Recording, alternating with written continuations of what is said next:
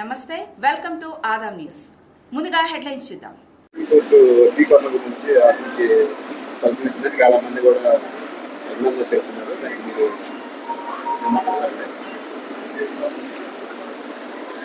SC రిజర్వేషన్ల వర్గీకరణ, ఎస్టీల వర్గీకరణ రాష్ట్రాలే అమలు చేసుకోవచ్చు అని ఈరోజు సుప్రీంకోర్టులో రాజ్యాంగ ధర్మాసనం 7 సభ్యులతో కూడినటువంటి రాజ్యాంగ ధర్మాసనం చంద్రచూడ్ గారి నాయకత్వంలో తీర్పునివ్వడం జరిగింది. 7లో ఒకరు వ్యతిరేకించగా 6 అనుకూలంగా ఎస్ఎస్టీల వర్గీకరణ జరగాలని చెప్పని, ఆ రాష్ట్రాలు అమలు చేసుకోవచ్చు అని చెప్పని తమ అభిప్రాయాన్ని చెప్పడం, సమర్థించడాన్ని మాదిగ రిజర్వేషన్ పోరాట సమితి మనస్ఫూర్తిగా స్వాగతిస్తూ ఉంది.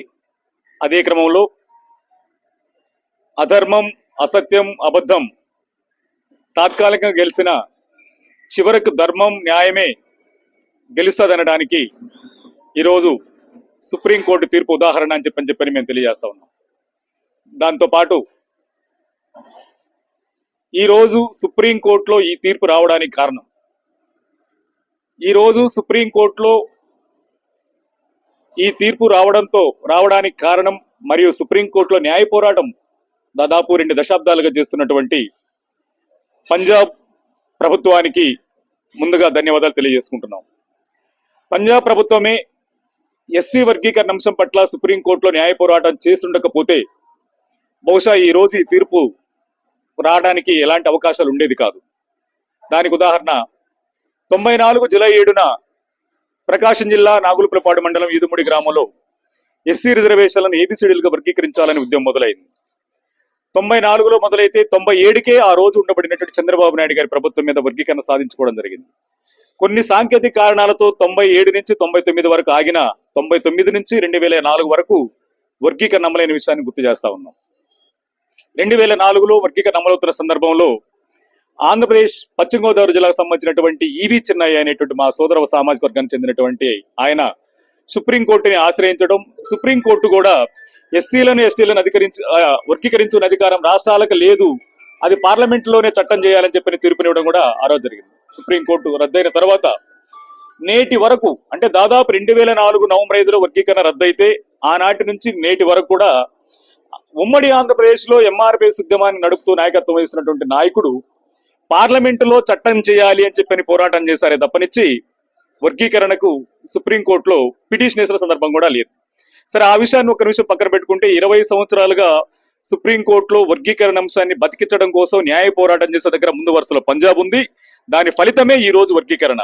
దానికన్నా ముందు 2020 ఆగస్టు 27వ తారీఖున అరుణ మిశ్రాతో కూడిన ధర్మాసనం పంజాబ్ ప్రభుత్వం వేసినటువంటి పిటిషన్ మీద మాట్లాడుతూ ఈవి చెన్నై వర్సెస్ ఆంధ్రప్రదేశ్ గవర్నమెంట్ లో వచ్చినటువంటి జడ్జిమెంట్ ను పునఃసమీక్షించాలని చెప్పడంతో పాటు ఆ రోజు 5 మంది జడ్జీలమే ఉన్నాం, ఈ రోజు 5 మంది జడ్జీలే ఉన్నాం కనుక దాన్ని రద్దు చేసే అధికారం మాకు లేదు, దీని మీద ఉన్నత రాజ్యాంగ ధర్మాసనం ఏర్పాటు కావాలి 7 సభ్యులతో గాని 9 మంది సభ్యులతో గాని అభిప్రాయం వ్యక్తం చేసింది. ఆ అభిప్రాయానికి అనుగుణంగా 7 మంది ధర్మాసనం ఈ రోజు ఏర్పాటు కావడం జరిగింది. దాని మీద వాదనలు ప్రతివాదనలు నిన్న తర్వాత వర్గీకరణ సమర్థనీయమే అని చెప్పని, సమంజసమే, తెలుగు 2 రాష్ట్రాలు అంటే వర్గీకరణ కోరుకోబడిన రాష్ట్రాలు వర్గీకరణ సమస్యను పరిష్కరించుకోవచ్చు, అమలు చేసుకోవచ్చు అని చెప్పినటువంటి సుప్రీంకోర్టు తీర్పు. అంటే దీన్ని బట్టి ఒక చారిత్రాత్మకమైన తీర్పుకి నిలబడడానికి, వర్గీకరణ అంశం బతికుండడానికి ఈ రోజు కోట్లాది మంది మాదిగలతో పాటు వర్గీకరణ కోరుకోబడుతున్న శక్తులకి ఈ రోజు వర్గీకరణ అమలు చేసుకునే అధికారం రాష్ట్రాలకు రావడానికి కారణం, ఒక్క మాటలో చెప్పాలంటే నీతిగా నిజాయితీగా చెప్పాలనుకున్నప్పుడు అది పంజాబ్ ప్రభుత్వం నడిపిన న్యాయ పోరాటం అన్న విషయాన్ని స్పష్టంగా చేస్తా ఉన్నాం. అంతేకాకుండా ఇన్ని సంవత్సరాల్లో నాయకుడిగా చెప్తున్నట్టు ఆయన సుప్రీంకోర్టులో పిటిషన్ వేసిన దాఖలాలు లేవు, సుప్రీంకోర్టులో లాయర్ని పెట్టిన సందర్భం లేదు, సుప్రీంకోర్టులో న్యాయ పోరాటానికి అడుగులేసిన సందర్భం లేదు. కానీ చిన్నటి వరకు కూడా పార్లమెంటులోనే చట్టం చేయాలి, పార్లమెంటులోనే వర్గీకరణ చట్టబద్ధ కల్పించాలని 20 ఏళ్ల పాటు మాదిగలను మభ్యపెట్టి మసిబూసి మారేడుగా చేసి నమ్మించి మోసం చేసినట్టుగా ఆ రోజు పోరాటం నడిపిన ఆయన ఈ రోజు సుప్రీంకోర్టులో తీర్పు మొత్తం తన పుణ్యమే అని చెప్పుకునే దాకా ఊదుకునే ప్రయత్నం జరుగుతూ ఉంది. దాన్ని మేము తీవ్రంగా తిప్పికొడుతున్నాం. ఎంఆర్పిఎస్ ఉద్యమం ఈ రోజు ఈ విజయం వేలాది మంది మాదిగ కార్యకర్తల శ్రమ, లక్షలాది మంది కార్యకర్తల ఆత్మ బలిదానాలతో కూడినటువంటి ఉద్యమం, సామోదర మాదిగ, సురేంద్ర మాదిగ, మహేష్ మాదిగల ఆత్మ బలిదానం, భారతీ మాదిగ పోరాట ఫలితం, భారతీ మాదిగ ఆత్మ బలిదాన ఫలితం, సిర్రా నాగేశ్వరరావు, మీరా సాహిబ్తో పాటు తెల్లబండ్ల రవి మాదిగల ఆత్మ బలిదానాలతో నడిపిన ఉద్యమం, లక్షలాది మంది వేలాది మంది కార్యకర్తలు తమ జీవితాలను పణంగా పెట్టి జైలు పాలై నడిపినటువంటి పోరాటం, ఇంతమంది కార్యకర్తల పోరాటం త్యాగాల ఫలితంగా ఈ రోజు నడిపిన పోరాటమే 30 సంవత్సరాల సుదీర్ఘ దీనిలో ఎంఆర్పీఎస్ ఉద్యమం 20 ఏళ్లుగా వర్గీకరణ అంశాన్ని పార్లమెంటు బూచిగా చూపిస్తూ సుప్రీంకోర్టులో న్యాయ పోరాటం చేసుకోకుండా తప్పించుకొని ఈ రోజు సుప్రీంకోర్టులో తీర్పు మొత్తాన్ని కూడా అన్వయించుకునే ప్రయత్నం జరుగుతుంది. కానీ నిజాయితీగా చెప్పాలనుకుంటే ఈ తీర్పు రావడానికి కారణం పంజాబ్ ప్రభుత్వానికి మేము కృతజ్ఞత తెలియజేస్తా ఉన్నాం. అదేవిధంగా వర్గీకరణకు పరిపూర్ణత రావాలనుకున్నప్పుడు ఒక్కసారి సుప్రీంకోర్టు తీర్పును కూడా మనం ఒకసారి పరిశీలిస్తే విద్యా ఉద్యోగ రంగాల్లోనే వర్గీకరణ అమలు చేసుకోవచ్చు రాష్ట్రాలని చెప్తా ఉంది. కానీ ఉపాధి రాజకీయ రంగాల్లో కూడా అవకాశాలు రావాల్సిన అవసరం ఉంది. విద్యా ఉద్యోగ ఉపాధి రాజకీయ రంగాల్లో కూడా భాగస్వామ్యం రావాల్సిన అవసరం ఉంది.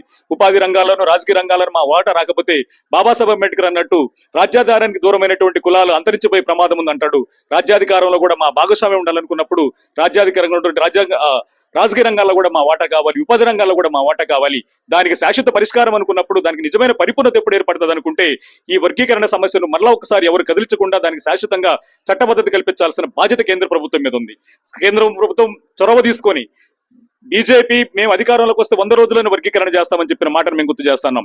ఎన్డీఏ తనకు చిత్తశుద్ధి ఉంటే ఈ వర్గీకరణ సమస్యకు శాశ్వత పరిష్కారం ఇవ్వాలనుకున్నప్పుడు, పరిపూర్ణత ఇవ్వాలనుకున్నప్పుడు, దానికి ముందు తీసుకెళ్లాలనుకున్నప్పుడు ఖచ్చితంగా పార్లమెంటులో చట్టం చేసి దానికి చట్టబద్ధత కల్పిస్తే ఈ అంశానికి పరిపూర్ణత వస్తుంది. అప్పుడే నిజంగా అత్యున్నతమైనటువంటి అభివృద్ధిని మాదిగలతో పాటు వర్గీకరణ కోరుకోబడుతున్న శక్తులు అందుకోవడానికి అవకాశం ఉందని చెప్పని మేము తెలియజేసుకుంటూ ఆ దిశగా కేంద్ర ప్రభుత్వం అడుగులేయాలని చెప్పని మేము విజ్ఞప్తి చేస్తూ, అదేవిధంగా ఈ రాష్ట్ర ముఖ్యమంత్రికి కూడా మేము సవినంగా విజ్ఞప్తి చేస్తా ఉన్నాం.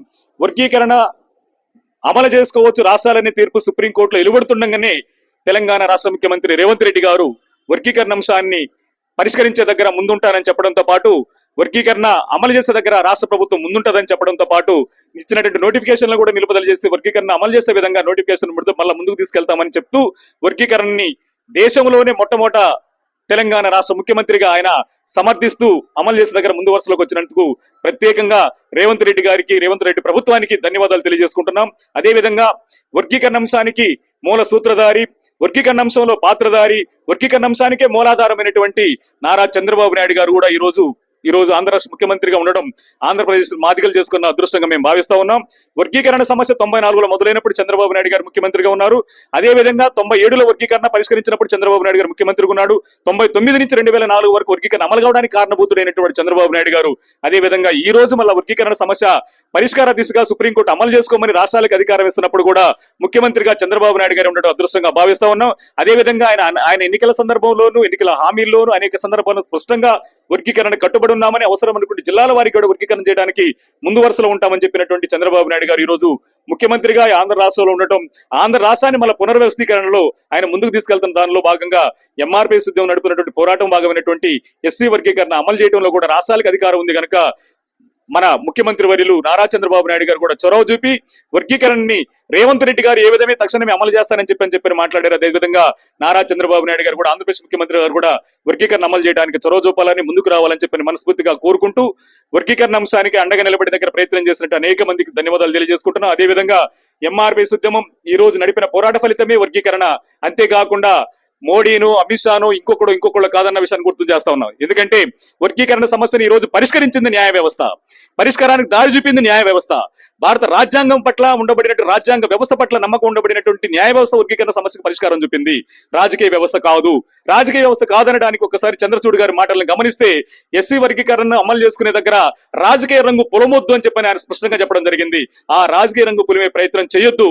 ఇది 100% 100 పాళ్ళు ఇది రాజ్యాంగ వ్యవస్థలో భాగమైనటువంటి న్యాయ వ్యవస్థ చేసినటువంటి న్యాయ వ్యవస్థ పరిష్కరించినటువంటి అంశం. దీనికి న్యాయ వ్యవస్థకు సంబంధమే తప్పనిచ్చి పార్లమెంట్ కాదు. దీని మీద పార్లమెంట్ లేదంటే కేంద్ర ప్రభుత్వం కాదు. కేంద్ర ప్రభుత్వం ఎవరిని లాయర్ నియమించలేదు, లేదంటే ఇంకోళ్ళు ఎవరు లాయర్ నియమించలేదు. ఎవరు కూడా ఒక మాటలో చెప్పాలంటే ఈ ఎంఆర్పీఎస్ ఉద్యమానికి నాయకత్వం ఇస్తానని చెప్పుకుంటున్నట్టు నాయకుడు కూడా లాయర్ని పెట్టిన పరిస్థితి లేదు. కానీ ఈ రోజు మొత్తం కూడా దాని ఏదో మొత్తం తన భుజాల మీద వేసుకొని మొత్తం తనే చేస్తున్నట్టు సుప్రీంకోర్టు కోర్టులు బయట నిలబడి కన్నీళ్లు పెట్టుకుంటూ మొత్తం కార్యకర్తలకు అంకితం అని చెప్పి మాట్లాడుతున్న విషయం ఉంది. కానీ ఎంఆర్పిఎస్ ఉద్యమం లక్షలాది మంది కోట్లాది మంది కార్యకర్తల శ్రమతో కూడినటువంటి ధర్మబద్ధమైన న్యాయ పోరాటం కనుక ఈ రోజు సుప్రీంకోర్టు న్యాయ వ్యవస్థ ద్వారా సమస్యని పరిష్కరించింది. ఆ న్యాయ వ్యవస్థకు ధన్యవాదాలు చెప్తా ఉన్నాం. రాజ్యాంగాన్ని కాపాడుకుందాం. ఇది రాజ్యాంగం ఇచ్చినటువంటి హక్కుగా, రాజ్యాంగం కల్పించినటువంటి తీర్పుగా, బాబాసాహెబ్ అంబేద్కర్ స్ఫూర్తిగా ఈ తీర్పును భావిస్తామని చెప్పని మేము తెలియజేసుకుంటూ, ఏ రాజకీయ వ్యవస్థకు అంటకట్టొద్దని, ఇది న్యాయ వ్యవస్థకే పరిమితమని, ఇది న్యాయ వ్యవస్థ సమస్యను పరిష్కరించిందని చెప్పి అనుకుంటున్నాం. నిజంగా రాజకీయ వ్యవస్థ చేయదలుచుకుంటే పార్లమెంటులో వర్గీకరణ అంశకు శాశ్వత పరిష్కారం కల్పించే విధంగా చట్టబద్ధత కల్పిస్తేనే అది రాజకీయ వ్యవస్థ చేసినట్టు, మోడీ చేసినట్టు, అమిత్ షా చేసినట్టు అవుతుంది తప్పనిచ్చి న్యాయ వ్యవస్థ చేసిన దానికి వాళ్ళకి ఆపాదించడం అనేది ఆశాస్పదంగా ఉందన్న విషయాన్ని కూడా స్పష్టంగా తెలియజేసుకుంటూ, ఈ రోజు 100% ఈ సుప్రీంకోర్టు తీర్పుని మేము స్వాగతిస్తూ, ఈ తీర్పు లక్షలాది మంది వేలాది మంది ఎంఆర్పిఎస్ కార్యకర్తల శ్రమలతో కూడినటువంటి తీర్పు కనుక ఎంఆర్పిఎస్ యుద్ధంలో అశువులు బాసినటువంటి తెల్లబండ్ల రవి మాదిగా, సిర్రా నాగేశ్వరరావు మాదిగా, మీరా సాహిబ్ మాదిగా, సురేంద్ర మాదిగా, దామోదర మాదిగా, మహేష్ మాదిగా, భారతి మాదిగలతో పాటు అనేక మంది ఉద్యమాలు అసూలు బాసినటువంటి అమరులకి ఈ ఉద్యమాన్ని తీర్పును అంకితం ఇస్తా ఉన్నాం, ఈ విజయాన్ని అంకితం ఇస్తా ఉన్నాం. అదేవిధంగా ఎంఆర్పిఎస్ ఉద్యమంలో కేసులు పెట్టించుకొని జైళ్లు పాలైపోయి జీవితాలని త్యాగం చేసినటువంటి జీవితాలను పణంగా పెట్టినటువంటి వేలాది మంది ఎంఆర్పిఎస్ కార్యకర్తలకి, సీనియర్ కార్యకర్తలకి ఉద్యమంలో పాల్గొని ఈ వర్గీకరణ ఉద్యమంలో అనేక సందర్భాల్లో 30 సంవత్సరాల ఉద్యమ పోరాటంలో, సుదీర్ఘ పోరాటంలో ఎంతో మంది తమ జీవితాలను పణంగా పెట్టి పోరాటం చేసినటువంటి ప్రతి ఒక్కరి విజయంగా దీన్ని భావించి మేము ముందుకెళ్తా ఉన్నాం. ఈ విజయాన్ని అందరి విజయంగా భావించాలి. ఏ ఒక్కడి సొత్తు కాదు. ఎంఆర్పిఎస్ ఉద్యమం కోట్లాది మాదిగల సొత్తు. ఎంఆర్పిఎస్ ఉద్యమం కోట్లాది మంది మాదిగల పోరాట ఫలితం.